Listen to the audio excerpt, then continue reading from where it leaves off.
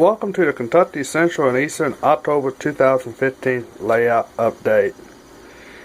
First, I'd like to start off to welcome all of my new subscribers that have subscribed to me here in the last 50 days. And as you can tell, there was a train coming out of the yard, which is a new chain to the yard. After watching some other folks' videos and seeing that everybody's making changes and so forth, and I really got to thinking operational wise of my layout, and want to have an operating layout, also want to do some switching. So I had decided to hop on the wagon and make some changes to the layout. I had completely redone the yard. Now I have two-way in, and the track is 4-yard track,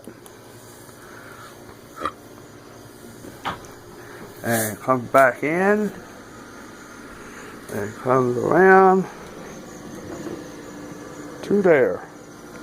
And I have a good friend of mine that's getting into the hobbies and learning, and I'm teaching him what I have learned, and some of the things have been trials and error. And the good note is that the yard is completely wired, and I can run a locomotive on all 4-yard track. So let's take a look around the layout, and I'll show you what changes have been made and where we are standing. Of course, this is the lift out, which is currently right there. Basically what I have done is I put a Pinko small switch, which I had to determine that a Pinko small is the equivalent of a 24-inch radius curve. Basically that's what I have, is 24 inches radius.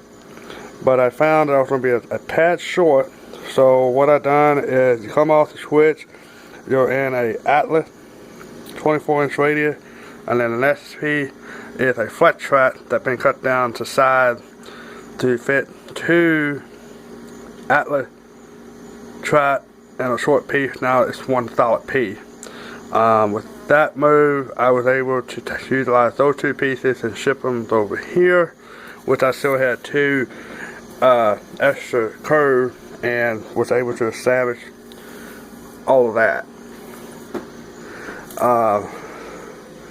Because we're all familiar with the grain elevator, this poor structure had been shifted around the layout.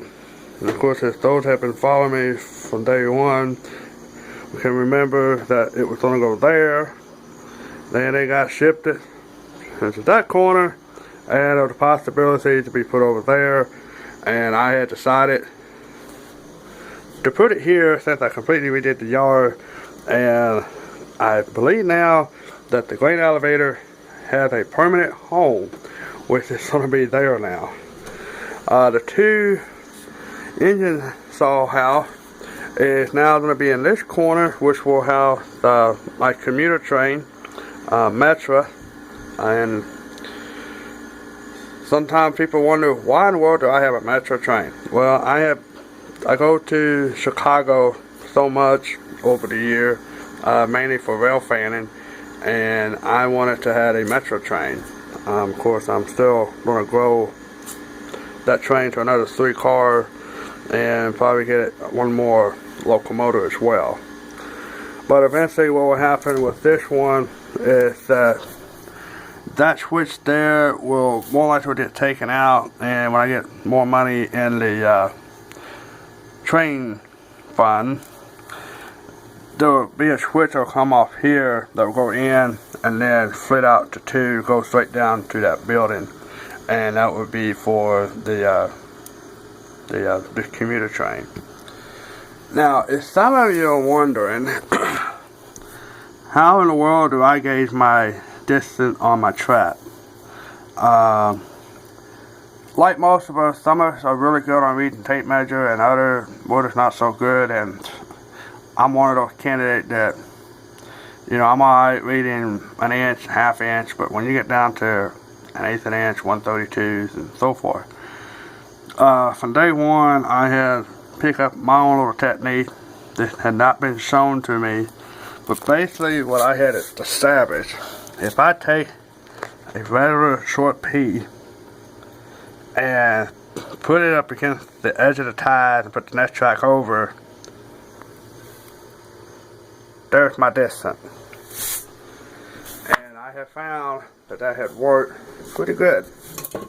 And I'll put the camera over and you can see what it looks like in the curve there. So that's what I did, worked for me. And of course when I got into my curve, I just kind of come out just a little bit more, and I don't have equipment, not side swiping or anything.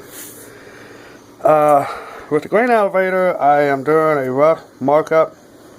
Again, this is no trap plan, no tape measure. This is straight out of my head, and this is probably how it's going to be for getting to the loading area.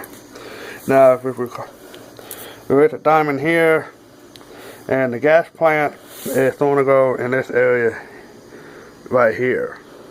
So, what's going to happen, all these pipes are going to get cut off. The tank will get reconfigured, and we'll take the small little wires and bend them and do the piping differently to make that thing fit right in here.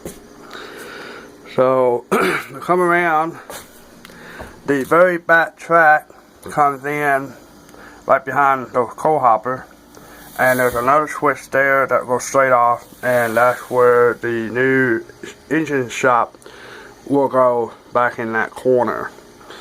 Of course, there will be a three-way switch that will branch off to go to each one of the bay area.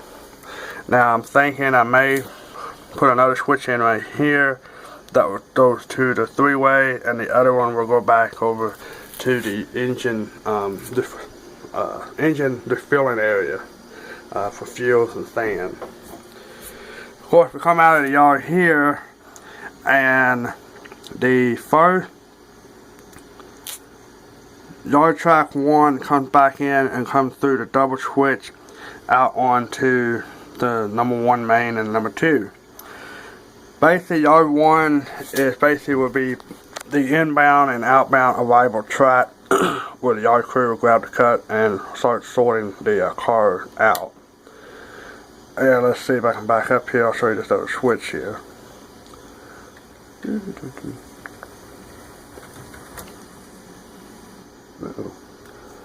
Well,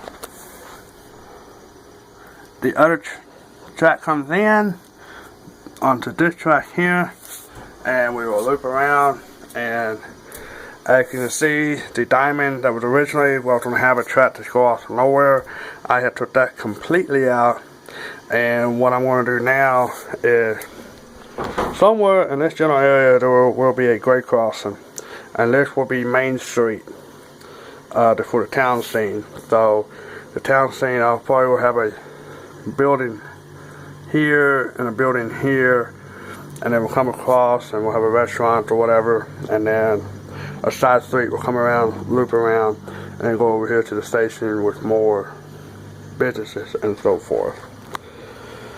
Over here, nothing has really changed. The beverage company will still be here, and the sand company is going to be there. Now that track has been completely firmly attached to the layout, so what you see is what I got. Both tracks are power once the switch is thrown, so it's one of the things I like about Pinko switching. So once it's lined for the main, the spur tracks are dead. So the cool thing, I can put a locomotive there, line the switch. Locomotive's not going to go nowhere. Everything right now is DC. Now I do have a plan down the road for now to convert this over to DCC, but that's a few years down the road. We come out and the double track comes back down to the single, and we come through the rock cut, pardon the mess on the overpass, and we come through here back out to the lift out. So that's where things are at the moment.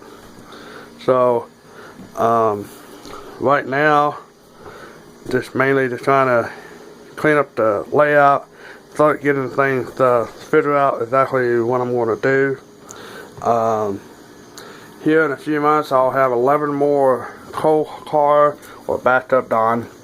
The Athlon had released. Here I have 11 bathtub Dawn FURX car that I will be adding to my coal train. Again, I'd like to thank you all the new subscribers. Just the other day I checked and see where I was sitting, and I am up to 45 subscribers and a little over 2,000 views. So I thank you all for that. Please hop aboard the Facebook page, and if you have any comments, please leave them below. Good, bad, that's okay. And I'll do another layout update here in December. Everybody have a safe one, a good Thanksgiving, a safe Halloween, and we'll see you here soon.